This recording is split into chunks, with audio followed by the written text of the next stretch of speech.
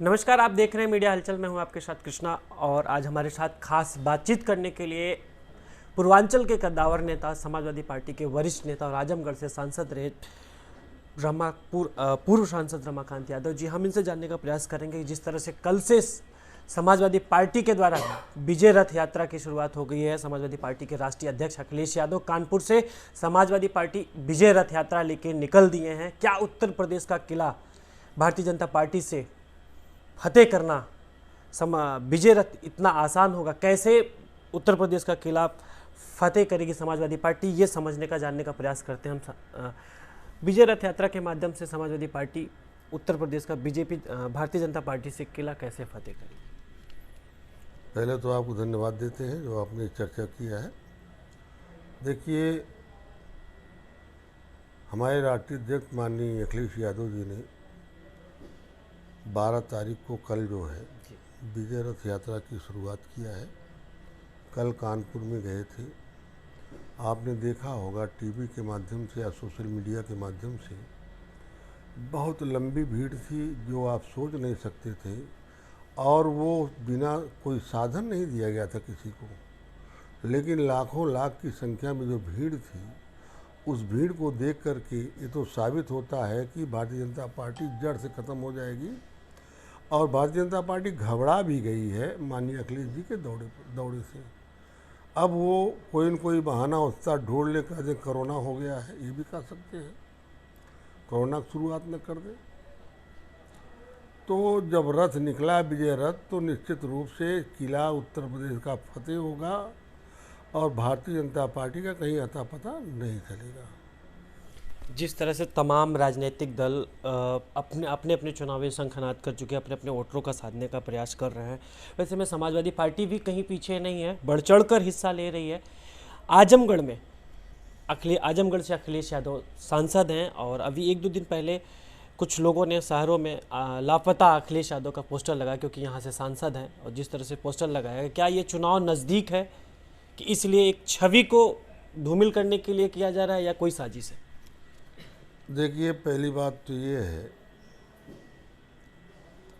माननीय राष्ट्रीय अध्यक्ष जी बराबर आजमगढ़ आते हैं। अभी 10 दिन पहले आए थे आजमगढ़ में, ये सभी लोग जानते हैं, मीडिया में भी आया, प्रिंट मीडिया भी छापी थी, सब लोग जानते हैं। अब ये लोग छवि धूमिल कर नहीं पाएंगे, छापते रहें, उससे कहते रहें, पोस्टर लगाते रहें, उससे छवि नहीं धूमिल होगी हमारे राष्ट्रीय अध्यक्ष जी की, क्योंकि बहुत साफ पाक छवि के हैं वो। और रहा सवाल उत्तर प्रदेश में, आपने कहा तमाम राजनीतिक दल दौड़ रहे हैं। इस समय उत्तर प्रदेश के अंदर हर जनता ये चाह रही है कि बदलाव हो। भारतीय जनता पार्टी से लोग ऊबे हुए हैं, तो बदलाव में समाजवादी पार्टी के अलावा कोई विकल्प नहीं है। इसलिए निश्चित रूप से बहुत प्रचंड बहुमत से जो है समाजवादी पार्टी की सरकार बनने जा रही है। 2022 में माननीय अखिलेश जी मुख्यमंत्री बनेंगे, इसमें कोई कोड़ कसर नहीं रहेगा। हम बात करेंगे लखीमपुर घटना को। जिस तरह से लखीमपुर की घटना का पूरा घटनाक्रम रहा है और जिस तरह से किसानों की मृत्यु हुई, उसके बाद भारतीय जनता पार्टी के 4 कार्यकर्ता भी मरे हैं, उसमें बीजेपी जिस तरह से आरोप लगाई है विपक्षी के ऊपर कि लखीमपुर की घटना को लेकर विपक्ष जो है वो राजनीतिक पर्यटन बना रहा है। देखिए, वो जो घटना हुई है, किसान हमारा अन्नदाता है जो पूरे देश को रोटी देता है, अनाज देता है, भोजन देता है। उसके साथ एक जिम्मेदार व्यक्ति जो सत्ता में बैठे हुए हैं, केंद्र सरकार में बैठे हुए हैं, और बहुत जिम्मेदारी का पद है गृह राज्य मंत्री का, और उनका बेटा इस तरीके से किसानों के ऊपर गाड़ियों को चढ़ाकर किसानों को कुचलने का काम करता है, ये बहुत घिनौनी बात है। और आपने कहा कि बीजेपी के लोग भी 2-4 कार्यकर्ता मारे गए हैं। ये स्वाभाविक है, जहाँ कई हजार लोग किसान होंगे, वहाँ आप दौड़ा करके खुलेआम अपनी गाड़ी से रौंदेंगे तो निश्चित रूप से जनता में उबाल आएगा। जनता उतावलेपन में उस समय आक्रोशित होकर के अपना डंडा, ईंटा, पत्थर चलाई है, उसमें मरे होंगे लोग, उसको नहीं है। रहा सवाल कि इनके घिनौने काम तो हर जगह हो रहे हैं, पूरे प्रदेश में हो रहे हैं, केवल किसानों का मामला नहीं है।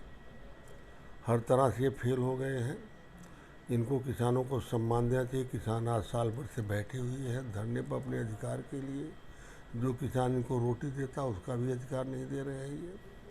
और जहाँ तक खीर लखीमपुर जाने की बात है विपक्षी दलों की, आपने देखा जिस दिन दूसरे दिन हमारे राष्ट्रीय अध्यक्ष जी निकल रहे थे, उनके बंगले के सामने 3-3, 4-4, 18 चक्का 10 चक्का गाड़ियाँ लगा दी गई कि निकले नहीं, टके लगा दी गई। और उसके बावजूद वो निकले हैं और आगे जाके फिर बैरियर लगा के लोगों ने रोक दिया है। क्योंकि बीजेपी क्यों डर रही है तो समाजवादी पार्टी से, उन्हें बहुजन से या कांग्रेस से या अन्य किसी दल से कोई उनको डर नहीं है। वो डर रहे हैं केवल जो है समाजवादी पार्टी से, माननीय अखिलेश जी से। तो इनको पूरी ताकत से रोका और वो वहीं पर जो है धरने पर बैठ गए।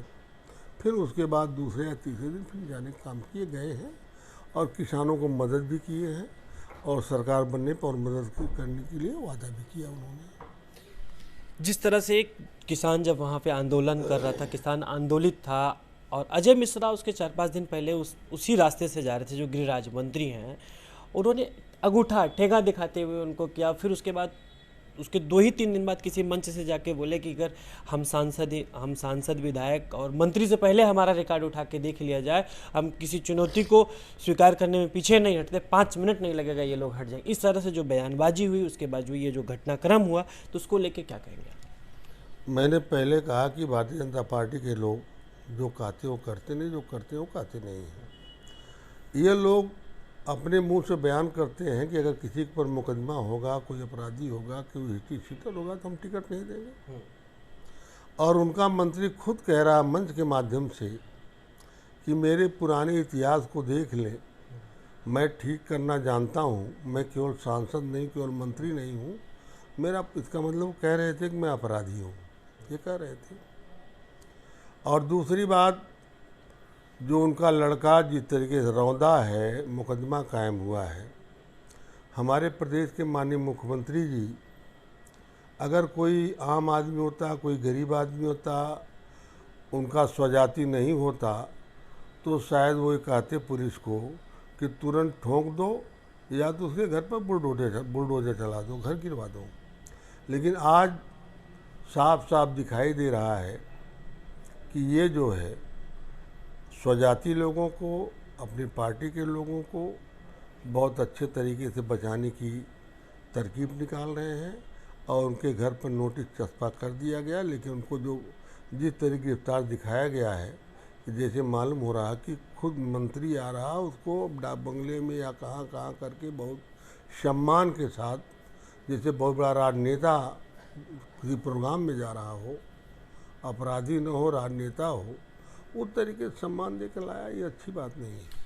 आशीष मिश्रा मोनू को गिरफ्तारी को लेकर लगातार पुलिस का जो रवैया रहा, उसके बाद सुप्रीम कोर्ट को लताड़ लड़ानी पड़ी, लताड़ लगाई कि जिस तरह से गिरफ्तारी नहीं हो रही थी। सुप्रीम कोर्ट न पुलिस के ऊपर भरोसा जताया, न सीबीआई के ऊपर भरोसा जताया। और जिस तरह से इतने वीवीआईपी तरीके से गिरफ्तारी की गई है, जो वीवीआईपी ट्रीटमेंट दिया जा रहा है, उसको लेके क्या? नहीं, सुप्रीम कोर्ट तो इस मामले को अपने हाथ में लिया है, लेकिन दिक्कत ये सुप्रीम कोर्ट आदेश तो करती है, लेकिन भारतीय जनता पार्टी के लोग सुप्रीम कोर्ट के आदेश को भी नहीं मान रहे हैं। जैसे किसानों के मामले में सुप्रीम कोर्ट ने अगले वर्ष ये कहा था, आदेश किया था कि किसानों के गन्ने का भुगतान 15 या 20 दिन में कर दिया जाए। इन लोगों ने नहीं किया। सुप्रीम कोर्ट तो इसको अपने हाथ में लिया है और उस पर कार्रवाई भी कर रही है, लेकिन वो आदेश ही कर सकते हैं, पालन तो इनको करना है, ये पालन नहीं कर रहे हैं। लेकिन सुप्रीम कोर्ट सीबीआई के ऊपर से भी भरोसा उठ गया। सीबीआई के ऊपर से तो पूरी जनता का भरोसा उठ गया है। सीबीआई को तो केवल प्रयोग किया जा रहा है, जिसको चाहे उसको उसके यहाँ ईडी भेज दें, जिस इनकम टैक्स वालों को भेज दें, सीबीआई वालों को भेज दें, फर्जी मुकदमा लगा दें। इसलिए पूरी देश की जनता भी नहीं कर रही और सुप्रीम कोर्ट भी नहीं कर रही है और न करने लायक रह गई सीबीआई। हम बात करेंगे उत्तर प्रदेश कानून व्यवस्था को लेकर। जिस तरह से अगर एक हफ्ते का अभी देखा जाए, पिछला रिकॉर्ड पिछले हफ्ते का, इसमें गोरखपुर में एक होटल में एक व्यापारी कर पीट कर हत्या कर दी गई पुलिस द्वारा। संत कबीर नगर में भी एक व्यापारी को थाने में पीटते पीटते हत्या कर दी गई। गोरखपुर में मुख्यमंत्री जी का जो गढ़ है, एक वाइन शॉप पे एक वर्कर को पीट कर मार डाले, फिर कानपुर में एक सपा नेता की गोली मारकर हत्या कर दी गई। जो तमाम उत्तर प्रदेश में जो घटनाक्रम रहा, जिस तरह से बीजेपी भारतीय जनता पार्टी सब सरकार में आने से पहले तो यही वादे करती थी कि या तो अपराधी उत्तर प्रदेश छोड़ देंगे या तो चार दीवारी के भीतर चले जाएंगे। ये सब तमाम सारे वादे करने के बाद लेकिन जिस तरह से लॉ एंड ऑर्डर फेल जा रहा है उत्तर प्रदेश में और जिस तरह से क्राइम बढ़ रहा है, उसको लेके क्या कहेंगे आप? देखिए, आपने जो कहा है कानून व्यवस्था के बारे में, आप केवल गोरखपुर देख रहे हैं जो होटल में व्यापारी मार दिए गए, खलीलाबाद में मार दिए, गाजीपुर में पीटते पीटते एक नौजवान को मार दिया गया, कानपुर में गोली मारी गई, उन्नाव में शेगर को बचाने की पूरी ताकत लगा दी मुख्यमंत्री। सोशल मीडिया जब तेज हुई है तो अपनी इज्जत बचाने के लिए फिर उन्होंने कार्रवाई किया है। हाथरस घटना आप देख ही रहे हैं। हाथरस जिस तरीके से हुआ कि अपने परिवार के अपने बच्चों की लोग मरने के बाद लाश भी नहीं जला पा रहे हैं, रातों रात लाश जला दी जा रही है। अब ये ब्लॉक प्रमुखी का चुनाव था, आपने देखा है जिस तरीके से महिलाओं का वस्त्र खींचा गया है, साड़ी खींची गई है, ये बहुत घिनौनी बात है। तो इनका अगर स्वजाति है या बीजेपी का है तब तो नहीं कुछ करेंगे। अगर वो स्वजाति नहीं है, बीजेपी का नहीं है, तो सीधे कहते हैं ठोक दो, बुलडोजर चलवा दो, पकड़वा लो, ठुकवा दो, जेल से बाहर निकाल कर ठोक दो, घर को ढावा दो, सब ये करते हैं। अच्छा, बीजेपी के नेता कहते हैं लॉ एंड ऑर्डर की जब बात होती है, सपा के नेता जब आरोप लगाते हैं तो बोलते हैं कि पहले अपना कार्यकाल 12 से 17 देखिए, इसके पहले की सरकार में अपनी लॉ एंड ऑर्डर की व्यवस्थाएं देखिए। देखिए, अगर 12-17 बीत देखा जाए तो इस तरह की अप्रिय घटना कोई नहीं घटी है। अगर कहीं घटी भी है तो बीजेपी के लोग कहीं न कहीं चुनाव जीतने के लिए या कुछ करने के लिए इन्होंने दंगा जरूर करवाया, इन लोगों ने करवाया है। दंगा तो बीजेपी के लोग करवाते हैं। आज कहते हैं दंगा नहीं हुआ, दंगा करवाता कौन है? दंगा तो बीजेपी के लोग करवाते हैं। आज भी आपने देखा जो जिस समय सुप्रीम कोर्ट का फैसला आया राम मंदिर के मामले में, बाबरी मस्जिद के मामले में, ये बीजेपी के लोग सोचते थे कि दंगा होगा तो हमारा वोट जो हिंदू वर्सेस मुसलमान हो जाएगा। और जब दंगा नहीं हुआ, मुसलमान भाई बुद्धि विवेक से काम लिए, उस पर कोई टिप्पणी नहीं किया, तो बीजेपी के लोग 4-6 महीने तक आपस में मंत्रणा करते रहे, बैठक होती रही कि दंगा क्यों नहीं हुआ। लेकिन जनता इस बात को जान गई है कि हमको भोजन न मंदिर देगी न मस्जिद देगी। हमको जब तक विकास तभी होगा जब हम अपने देश को सुरक्षित रखेंगे, अपने प्रदेश सुरक्षित रहेंगे, हमारे नौजवान नौकरियां पाएंगे, हम अच्छा व्यापार कर लेंगे, हमारा किसान खुशहाल रहेगा, तभी हम सुखद स्थिति में रहेंगे। आप 4 बार सांसद रहे, 4 बार विधायक रहे, बहुत राजनीतिक उतार चढ़ाव को आपने देखा, लेकिन जब चुनाव नज़दीक आता है तो धर्म की बात होती है। पाकिस्तान भी 22 का चुनाव लगभग 5-6 महीने का वक्त बाकी है, पाकिस्तान की बात हो रही है, खालिस्तान की बात हो रही है, तालिबान की बात हो रही है, धर्म, हिंदू मुस्लिम तमाम सारा प्रोपोगंडा फैलाया जा रहा है। क्या मुद्दों पे चुनाव होना चाहिए? विकास पे बात होनी चाहिए, बेरोजगारी पे बात होनी चाहिए, भुखमरी पे बात होनी चाहिए, नौकरी पे बात होनी चाहिए? इन सब से हटकर खालिस्तान, कब्रिस्तान, शमशान, पाकिस्तान पे बात हो रही है, इसको लेके आप क्या कहें? देखिए, जो आप कह रहे हैं हिंदू मुसलमान पे, पाकिस्तान और खालिस्तान, अफगानिस्तान के बारे में, ये केवल भारतीय जनता पार्टी कराती है काम। समाजवादी पार्टी हमेशा विकास के नाम पे चुनाव लड़ी है। और आपने देखा है 5 साल में इतनी रोडें, चाहे लखनऊ से आगरा हो या लखनऊ से गाजीपुर, आजमगढ़, सुल्तानपुर, गाजीपुर हो, ये बनवाया। और 5 साल के अंदर माननीय अखिलेश यादव जी ने लड़कों को, बच्चों को, विद्यार्थियों को प्रोत्साहित करने के लिए लैपटॉप बांटा, साइकिल बांटा, कन्या विद्याधन दिया और समाजवादी पेंशन दिया, लोहिया आवास दिया। उस समय लोहिया आवास 3,20,000 रुपया दे रहे थे, आज 1,20,000 मिल रहा है। जबकि सब सामान महंगे, जो बालू हमारे लोगों को मिलता था 5,000 में मिल रहा 12,000 में, 2.5 गुना महंगा हो गया और पैसा 2.5 गुना कम हो गया। तो समाजवादी पार्टी जो है विकास के नाम पर चुनाव लड़ती है, विकास करती भी है, और समाजवादी पार्टी का जो एजेंडा होता है, जो कहती है वो करती है। भारतीय जनता पार्टी के लोग जो कहते हैं वो करते नहीं हैं। कहते थे गड्ढा मुक्त हम रोड बना देंगे, आज सभी रोडें गड्ढा मालूम हो रही हैं देखने में। मैं पूछता हूँ, मैं जानना चाहता हूँ उत्तर प्रदेश सरकार से कि कोई भी नया वर्ग कहीं अस्पताल बनवाए हों, विद्युत उत्पादन करने के लिए कोई व्यवस्था बनाए हों, या कोई यूनिवर्सिटी बनाए हों, या इंजीनियरिंग कॉलेज बनवाए हों, या मेडिकल कॉलेज बनवाए हों, कहीं नहीं कुछ। आप विद्युत की बात करें, उत्तर प्रदेश में इधर भी 2-3 दिन से जो बिजली संकट आई है, कोयला और बिजली को लेकर लगातार सोशल मीडिया पे चल रहा है कि कोयला खत्म होने वाला है, बिजली नहीं मिल पाएगी, तमाम सारी बातें चल रही हैं और बिजली का भी निजीकरण होने जा रहा है। इसको लेकर क्या कहते हैं? देखिए, न कोयले का घाटा है, न किसी चीज़ घाटा है। ये सरकार की बहुत लंबी साजिश है कि जैसे हमने रेल बेच दिया, जहाज़ बेच दिया, बंदरगाह बेच दिया, सब कुछ बेच दिया है, उसी तरीके से बिजली को भी प्राइवेट हाथ में देने के लिए ये लोग साजिश कर रहे हैं, नाटक कर रहे हैं। साजिश के तहत बिजली विभाग को बदनाम करके ये कहेंगे प्राइवेट संस्था को हम दे रहे हैं, हमारे वर्कर, हमारे कर्मचारी, हमारे अधिकारी नहीं संभाल पा रहे हैं। और कोयला की कमी न कभी थी न आज है, ये केवल एक बहकावा है, प्राइवेट कंपनी को देने के लिए, अडानी या अंबानी को देने के लिए साजिश की जा रही है। एक लास्ट सवाल आपसे, समाजवादी पार्टी की पूर्वांचल में स्थिति है, पूर्वांचल समाजवादी पार्टी का गढ़ माना जाता है और लखनऊ की कुर्सी के लिए पूर्वांचल से जो रास्ता जाता है, माना जाता है कि पूर्वांचल ही लखनऊ में मुख्यमंत्री बनाता है, क्या कहेंगे आप? देखिए, पूर्वांचल में समाजवादी पार्टी एक तरफा जीत रही है। मैंने कई लोगों से पूछा, पूर्वांचल के 10-12 ज़िले में आप लोग बताओ कहीं भारतीय जनता पार्टी जो है जीतने की स्थिति में है, तो सब लोग ये कहते हैं कि भारतीय जनता पार्टी पूर्वांचल में एक भी सीट जीतने की स्थिति में नहीं है, न जीतेगी। ये है पूर्वांचल की स्थिति। पूर्वांचल में समाजवादी पार्टी एक तरफ जीत रही, एक तरफा जीत रही है, उसमें कोई दो राय नहीं है।